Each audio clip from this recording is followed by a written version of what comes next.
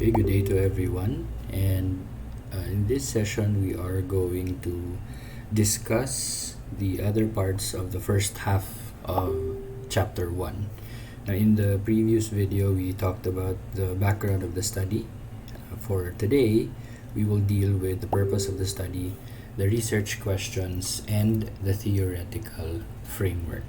So, again, we are going to go about the discussion bit by bit, and I will also be providing you with a sample to help illustrate the components and how they are written in the actual chapter. Okay, so let's proceed to the first component, which is the purpose of the study. So this part of chapter 1 helps to encapsulate or summarize the main goal of your qualitative research. Now, the purpose of the study is probably one of the easiest parts to write because we have an existing template. It is composed of two sentences, the first one being the purpose statement and the second one being the operational definition of the research problem. So as I was saying, this is easy to write because there is an existing template, and the template is the one provided by Creswell in 2013. So as you can see, the sample below or the template below, there are blanks, and all you really have to do is fill in the blanks with the required information. So the purpose of this, and then the first blank will be filled in using the research approach that you have chosen, be it a narrative, a phenomenological approach, or a multiple case study, or a document analysis, or what have you. So all you need to do is fill in the approach in the first blank. Now the second one, is to, then the second blank refers to the objective of your study and what you wish to accomplish using that research. So basically, this is the purpose statement, the main objective of your research. So again, all you have to do is fill in the blank. Now the second sentence starts with, at this stage in the research, the blank, which will be filled in using the research topic or the research problem, will be generally defined as blank, which will be filled in using the or with the operational definition of the research problem. So when we say operational definition, we mean that you have to define the research topic or the research problem based on how it is used in the study, and not by using the dictionary definition, or basically just providing the meaning. As researchers, you have to operationalize the definition and write how this particular concept or this problem is understood in the context of your qualitative research. So to give you a sample, okay, so in this particular sample, it's color coded again to help you distinguish the blanks. Okay, so the purpose of this phenomenological study, that's the first blank, is to, then the purpose statement, which is the second blank, is to understand and develop ideas about the effectiveness of student-centered approach in teaching for the students' skill development. Okay, so what the proponents of this research did is just to fill in the blanks using the information required. Okay, so the type of study is in red, the objective is in blue, the research topic or the research problem is in green, and the operational definition is the one in orange. So if you want to read through the sample, all you need to do is pause this video, or you can read the sample from the PowerPoint or the PDF file provided to you. So that's the purpose of the study. Now, the next part contains the research questions. Now, since we have already established what you want to do in your research or with your research, we will now try to indicate and specify the research questions which your study will be answering by its end. So the research questions, if you are asking, are the general and the main questions that your research must answer. So in qualitative research, the questions usually revolve around subjective data such as experiences, perceptions, struggles, stories, or even the main theme of the documents that you are going to use as the subject of your data or the subject of your research. So again, we're going for subjective data here. There will be no numerical or statistical data which will be acquired from your participants. Therefore, we have to avoid asking questions pertaining to numerical or statistical data.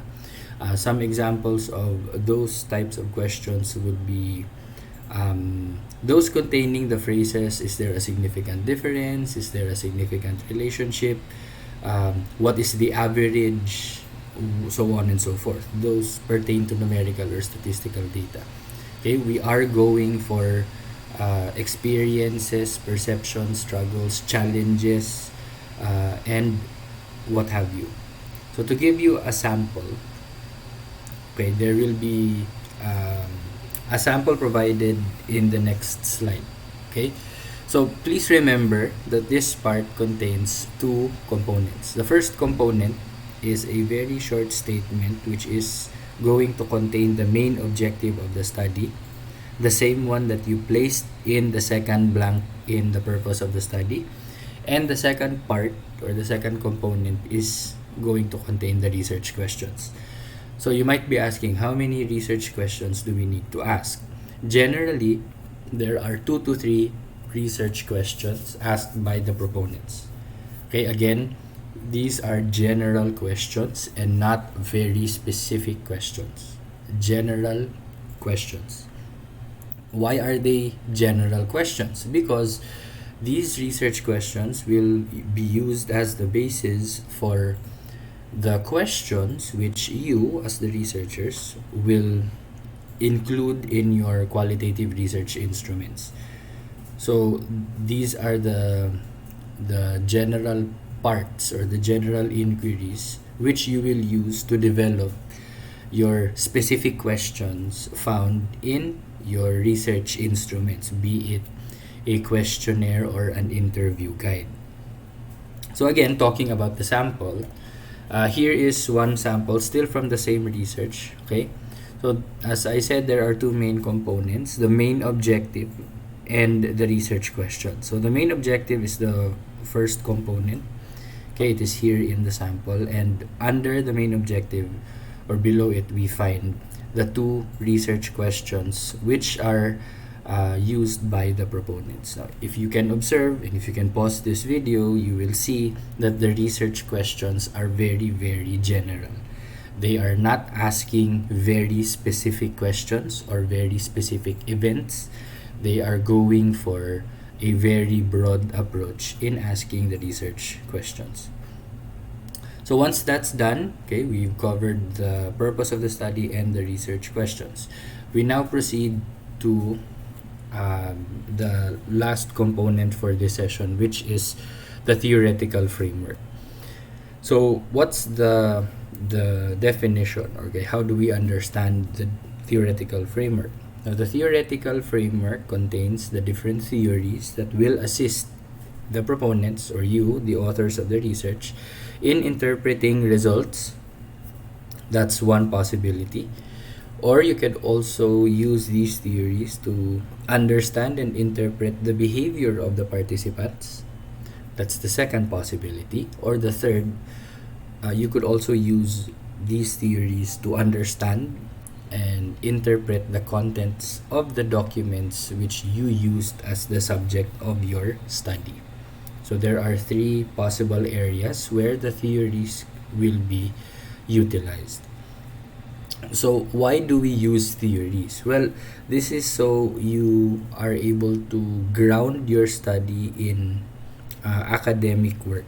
Okay, since research writing is primarily an academic endeavor, then you have to make sure that it is grounded on academic foundations. And since we are not going for a conceptual framework and there are no variables found in this study, we will have to focus on the theories as your grounding element. So in general, there are three theories that you can use to link to your study. Okay? So you have to make sure that these three theories are indeed relevant to your study and they're not just three random theories that you picked out. So you have to read through the theories and you have to determine whether or not they are relevant or useful to your research. So keep in mind that in the actual chapter, each theory must be discussed in at least 3 paragraphs. Okay? At least 3 paragraphs. So the components, okay? What will the 3 paragraphs contain? Number 1, the beginning of the theoretical framework will contain, okay, let's place an R. Okay, so the beginning of the theoretical framework will contain an introductory paragraph for the theories used.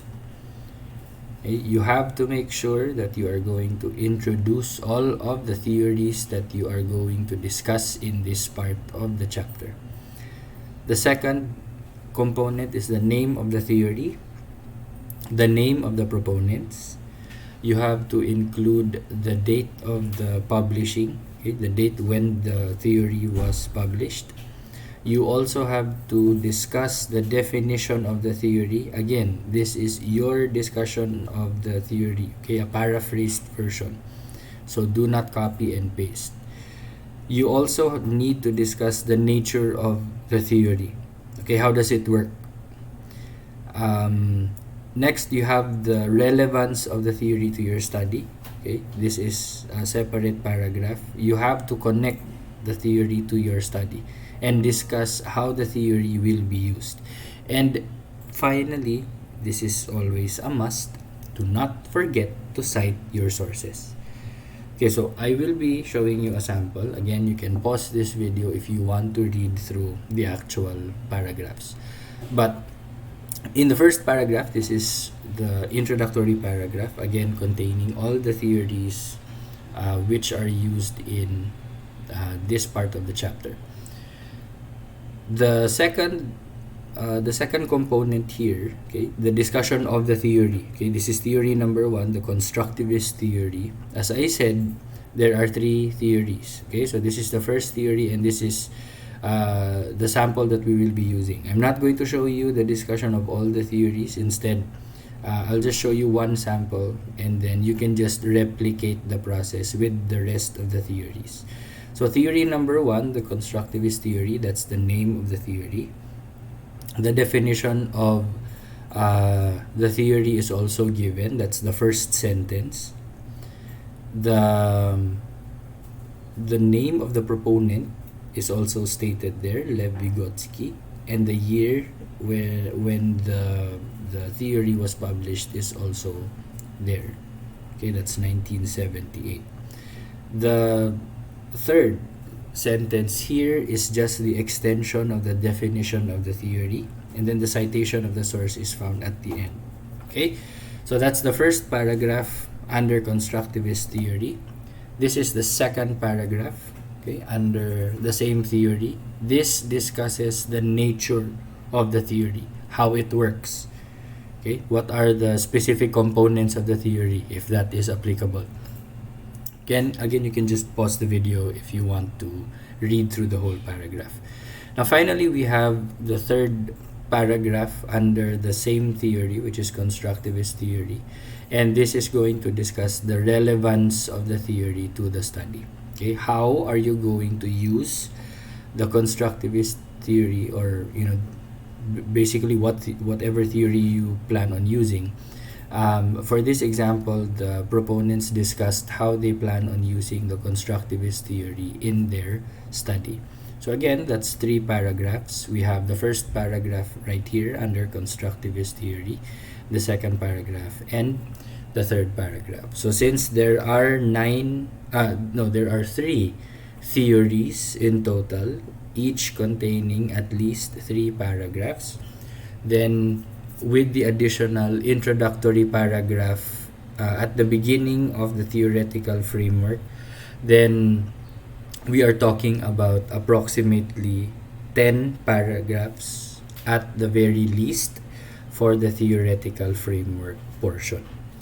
That is 10 paragraphs for the theoretical framework plus about one paragraph for the research questions and another paragraph for the purpose of the study, thus giving you a total of 12 paragraphs for this portion alone, with the additional 3 paragraphs in the background of the study. So by the end of the theoretical framework, you will have created approximately 15 paragraphs under your first half of chapter 1.